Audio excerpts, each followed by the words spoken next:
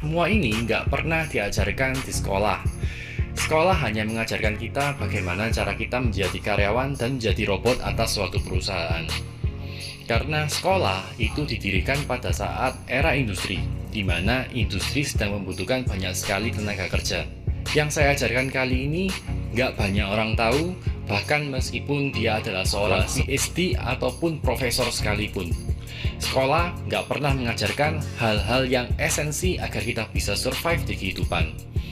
Nah, apa saja 5 aset yang harus teman-teman punya? Yang pertama adalah bisnis. Jadi teman-teman harus menjadi wirausaha. Tapi sayangnya sekolah tidak pernah mengajarkan kita menjadi wirausaha. Selama ini kita sudah di brainwash agar kita hanya menjadi karyawan. Contohnya gini, waktu kamu lulus dari universitas, nah kira-kira pertanyaan apa sih yang teman-teman tanyakan? Pasti biasanya mereka menanyakan kerja di mana. Kenapa nggak ada yang bertanya, kamu buka usaha apa? Berapa jumlah karyawanmu? Jadi di sini ada yang aneh. Kita sekolah selama 6 tahun SD, 3 tahun SMP, 3 tahun SMA, plus 4 tahun kuliah. Totalnya 16 tahun. Bagaimana bisa kita yang sudah belajar sekian lama tapi tidak bisa menjadi wirausaha?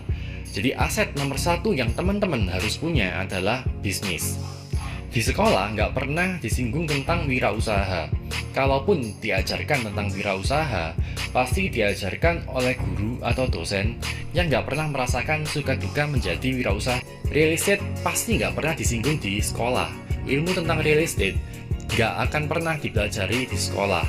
Ilmu real estate hanya bisa didapatkan di lapangan melalui trial and error. Saya sendiri mendapatkan ilmu tentang real estate pada saat saya menjadi property agent. Padahal background saya bukan tentang marketing, bukan juga tentang properti. Background saya adalah seni. Jadi dunia property agent ini adalah dunia yang sangat baru buat saya. Dunia tentang properti adalah dunia yang sangat amat beda sekali dengan dunia yang saya pernah pelajari sebelumnya. Saya akan berusaha menceritakan apa yang saya ketahui di dunia real estate melalui pengalaman saya. Saya sudah pernah bertransaksi kira-kira lebih dari 100 kali selama saya menjadi property agent. Jadi teman-teman stay tune. Kita harus bersyukur kita hidup di Indonesia, di mana kita masih memiliki pemikiran banyak anak, banyak rezeki. Di Indonesia, punya anak 2 atau 3 itu adalah hal yang sangat biasa. Berbeda dengan di Jepang, Singapura, Cina. Laju pertumbuhan penduduk di sana cenderung stagnan, bahkan minus. Dampaknya apa? Dampaknya banyak sekali properti yang kosong. Aset yang ketiga adalah paper asset. Paper asset itu seperti saham, reksadana, bitcoin, dan lain sebagainya. Dengan membeli saham, kita bisa memiliki sebagian porsi kecil dari perusahaan yang kita beli. Tapi beda dengan real estate. Kalau real estate seperti yang saya katakan tadi, faktor pemaafnya banyak.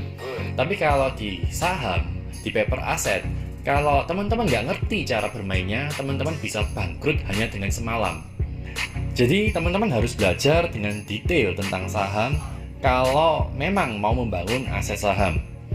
Di aset saham, kita bisa kaya instan, tapi juga bisa bangkrut instan. Saya bukan pakar saham, tapi satu yang pasti, saya nggak akan pernah menitipkan uang saya ke orang yang saya nggak pernah kenal. Nggak tahu skillnya seperti apa dan sistem bagi hasil yang menurut saya kurang fair. Lebih baik kita belajar skillnya, menjadi manajer keuangan atas uang kita sendiri dan belajar dari kesalahan. Aset yang keempat adalah internet. Ya, ini adalah aset yang nggak banyak orang tahu, terutama untuk mereka yang lahir di tahun sebelum 1980 atau biasa kita sebut generasi baby boomer. Ya kalian bayangin deh, ngeprank dapat duit, ngomongin busana artis dapat duit, foto-foto alay bisa dapat endorse, main game jadi miliarder, nambang koin pakai komputer. Nah itu semua sama sekali nggak pernah terbayangkan sebelumnya. Apalagi mereka yang lahir sebelum era internet. Aktivitas-aktivitas iseng bisa mendatangkan uang. Dan nggak menutup kemungkinan mereka membawa Lambo atau Ferrari dari hasil jeripayahnya. Malah ada yang bisa beli pesawat juga. Ini semua cuma milenial yang paham.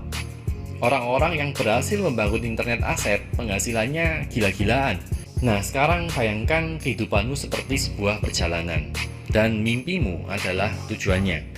Untuk melalui perjalanan dan sampai ke tempat yang kamu mau, kamu harus mempunyai sebuah kendaraan. 4 aset yang sudah saya sebutkan tadi ibarat roda di kendaraanmu.